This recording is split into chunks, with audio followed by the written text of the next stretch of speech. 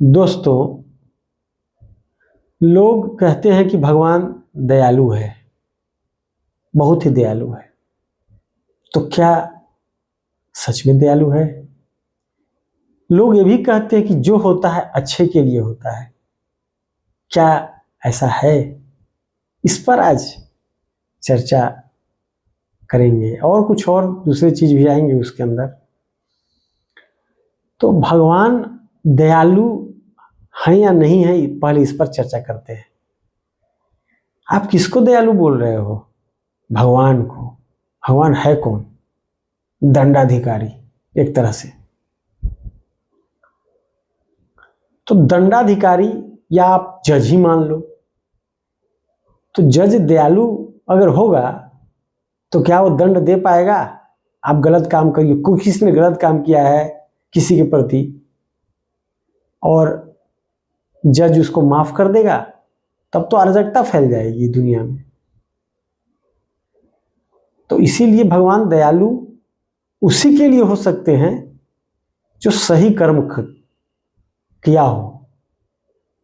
वो उम्मीद रखे, हमें नहीं कहेंगे कि उसके लिए सही है या गलत है होंगे, लेकिन वो उम्मीद कर सकता है कि हाँ भगवान दयालु है।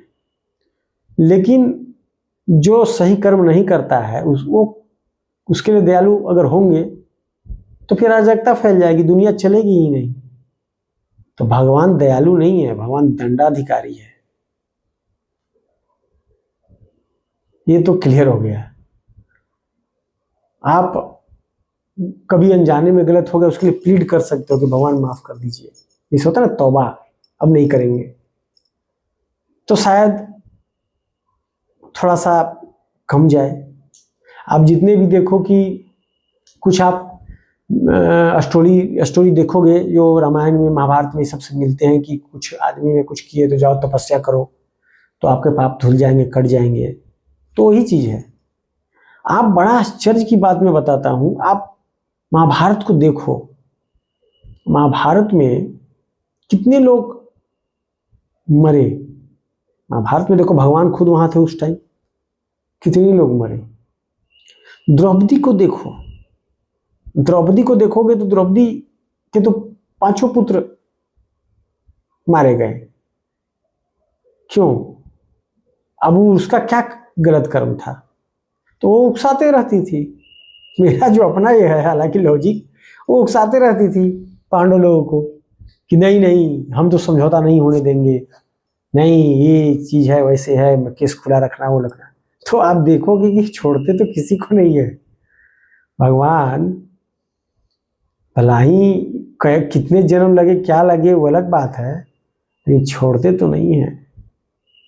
इसीलिए आदमी बोलने के लिए कुछ भी बोल दे, कर्म जब करने की बात आती है तो बड़ा ध्यान से करना चाहिए। तो ये बहुत ही इंपॉर्टेंट चीज है। आप बहुत दम भरते हो कि मैं बहुत ताकतवर हूं, मैं ऐसा कर सकता हूं। लेकिन जब कभी ऊपर वाला का मार पड़ेगा ना, तो आपको पता चलेगा कि आप कुछ नहीं हो। आप असहाय फील करोगे जिंदगी में। मैं इस तरह का एक सिचुएशन फेस किया हूं जहां पे थोड़ा बहुत डिप्रेशन में था, कुछ हो ही नहीं रहा था लाइफ में। तो मैं उस समय हमको एक बुद्धि ज्ञान आया कि यार इंसान कितना कमजोर है, कुछ नहीं कर सकता है। इवन कि मुझे ये भी याद है, अब ये बोलना ठीक रहेगा कि नहीं मुझे पता नहीं, कि मैंने भगवान को थोड़ा ध्यान लगाया और बोला कि भगवान ऐसा क्या है कि कुछ भी नहीं दिखाई दे रहा है, क्या होगा नहीं होगा। रोज ऐसे ही बोलता था उनसे, रोज टॉक करता था। मेरा थोड़ा आदत है टॉक करने का गॉड से, ऐसे ही बोलता रहता हूँ। कुछ हुआ तो अपना दिल की बात बोलने का आदत है, अकेला भी जब मैं पढ़ता हूँ तो अचानक से एक दिन स्वप्न आया हमको। स्वप्न में कुछ ऐसे प्रकृति के इशारे आए कि अभी तो तुम्हारा कुछ नहीं हो सकता है, तो झेलना ही पड़ेगा। और मैं मुस्कुराया, मजाक नहीं कर रहा हूँ। जब ये चीज आई तो ऐसा नहीं कि मैं निराश हो गया कि यार क्या ऐसा आ गया सपना, क्या होगा। तो मैं समझ गया कि भगवान बोले कि time pass, it has to pass, इसे भी पास होना है।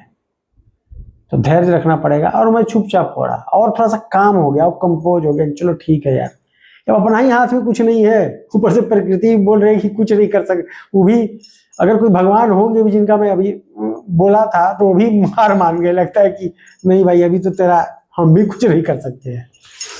बहुत पहले की बात है, 2009-10 में मैं थोड़ा सा मेंटली डिस्टर्ब रहा था। तो ये चीज तो है कि भगवान दंडाधिकारी हैं,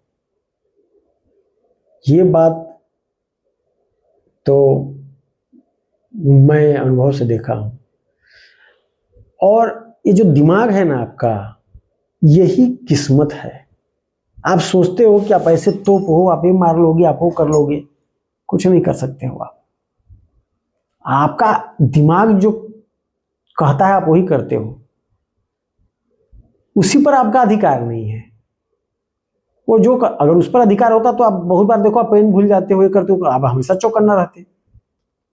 भूल जाता है, आप कहीं चल जाते हो, अरे गुस्सा कैसे ऐसे भूल सकते हैं यार, हम इतना छोटा सा चीज भूल गए, क्यों? आपका अधिकार नहीं है इस ब्रेन पर। वो जैसे अब एस्ट्रोलॉजी पर्पज से देखें तो पूरा एकदम ग्रहों का उसका प्रभाव है।